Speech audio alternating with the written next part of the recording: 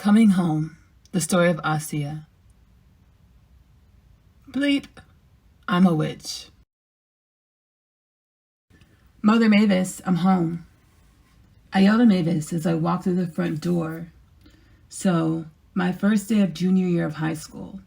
Not as intimidating as I thought it would be. I still have my eyes, figuratively speaking, squinted in anticipation for some crazy stuff to happen. You know, I'm still waiting for high school to morph into a sex-laden drug and party fest.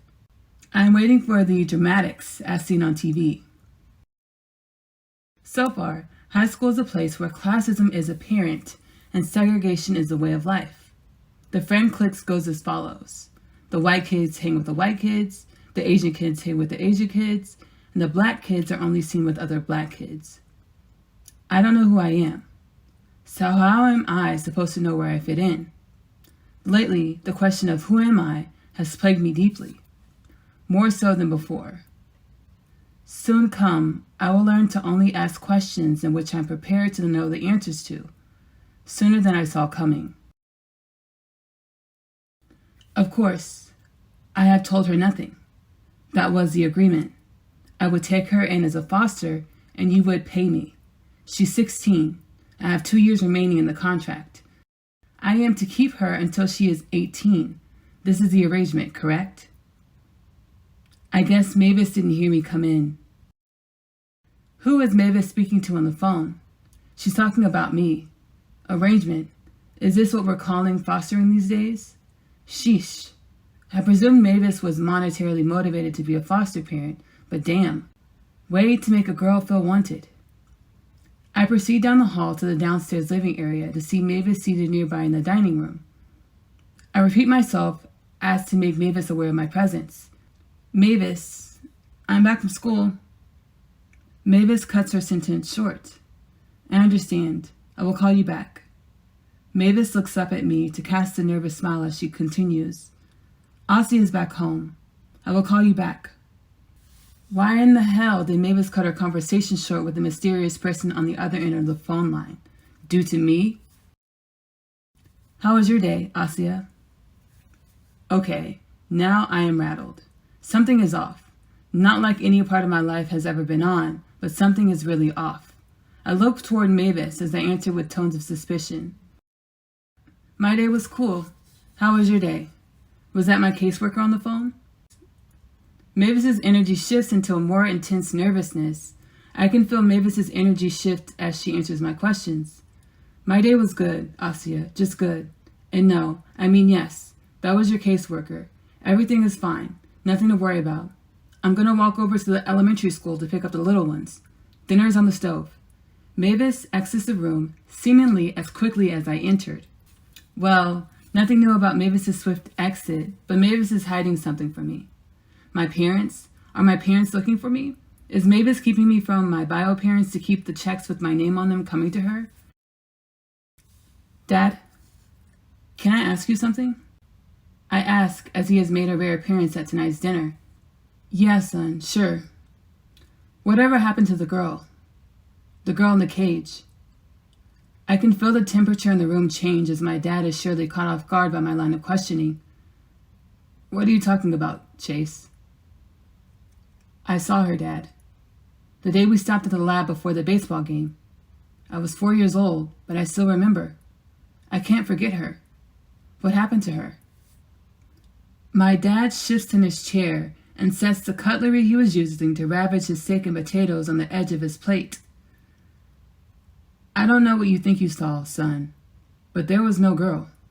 My dad says in a way to convince me out of knowing what I saw that day in the lab. Dad, I know what I saw, I retort, as I am in no condition to accept anything but the truth from my father. You were young, son. What you think you saw, you didn't. My dad stands to take his plate into the kitchen from our current setting at the oak table in our home's dining area. I don't know why I expected for this conversation with my dad to end with answers and truths. My mom left when I was young. So young, my mind doesn't recall, but my soul aches for a mother I never knew. My dad answers the questions I have presented to him about my mother with the same evasive energy that caused him to flee this evening's dinner. Son, do you mind putting the leftovers in the fridge?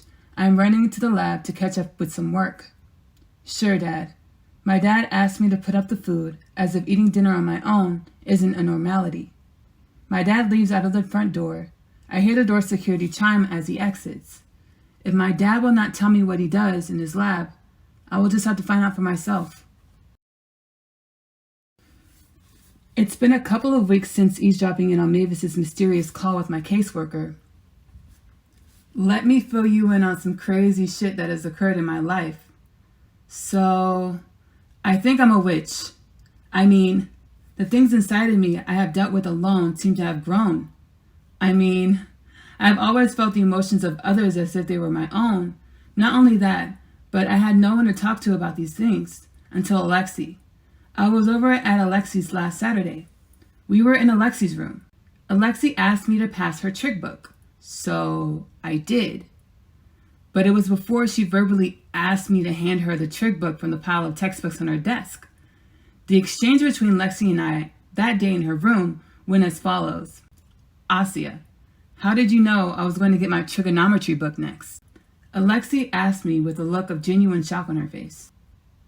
You just asked me for it. I responded with honest confusion.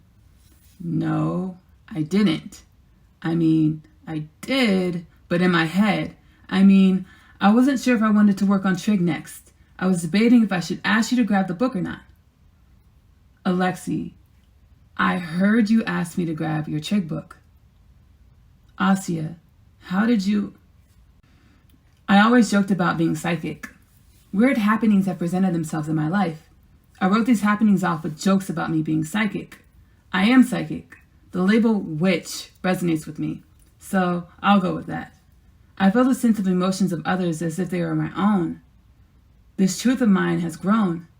Now I get information from these feelings. Now I can read energy. You tell anybody about your witchy powers? Alexi asked me as we collide in the hallway of Manhattan Prep. No, but I have had some strange dreams.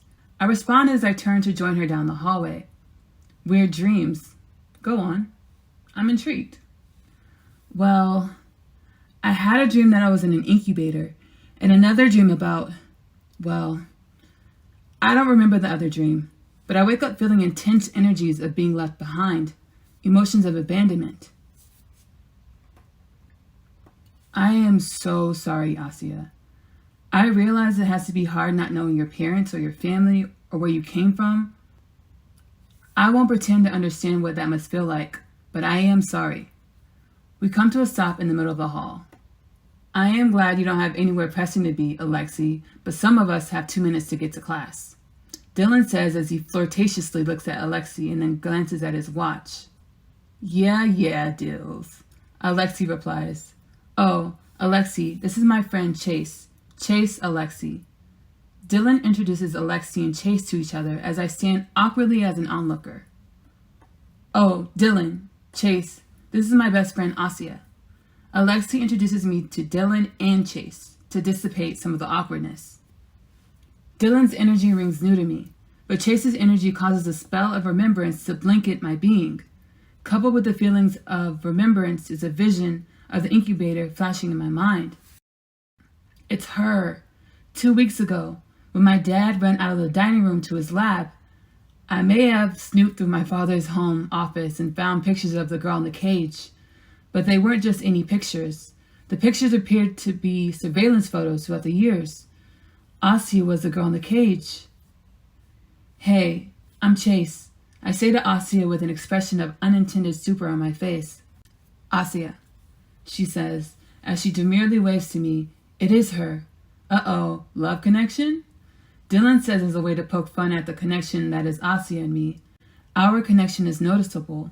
That day in the lab 12 years ago, my and Asiyah's energies met. At this moment, in this hallway, our energies are noticeably being reintroduced. Shut up, Dylan, I mildly say as I peek down at my feet in apparent angst. Asiyah didn't verbally respond, but gripped the straps of her backpack to physically show her nervousness. Anyway, I'm throwing a party, Dylan continues. My house, this Saturday. Alexi, Asiyah, you're both invited to my humble abode. Alexi accepts the invitation for herself and Asiyah. We'll be there. We'll both be there. She says as she glares at Asiyah. We'll be there. Asiyah concurs. Asiyah is coming to the party. Asiyah, I know the girl in the cage's name. Asiyah, I don't know what I will say to Asiyah. I feel like she deserves an apology. I mean, my heart wants to apologize to Asiyah. I know Asiyah's life has been distant from what she deserves, far from what anyone deserves. I know my father is to blame. I am sitting in class reflecting on the encounter in the hallway. I know Chase's energy. Why did Chase's energy conjure up the images of the dream of me in the incubator? I think I'm remembering.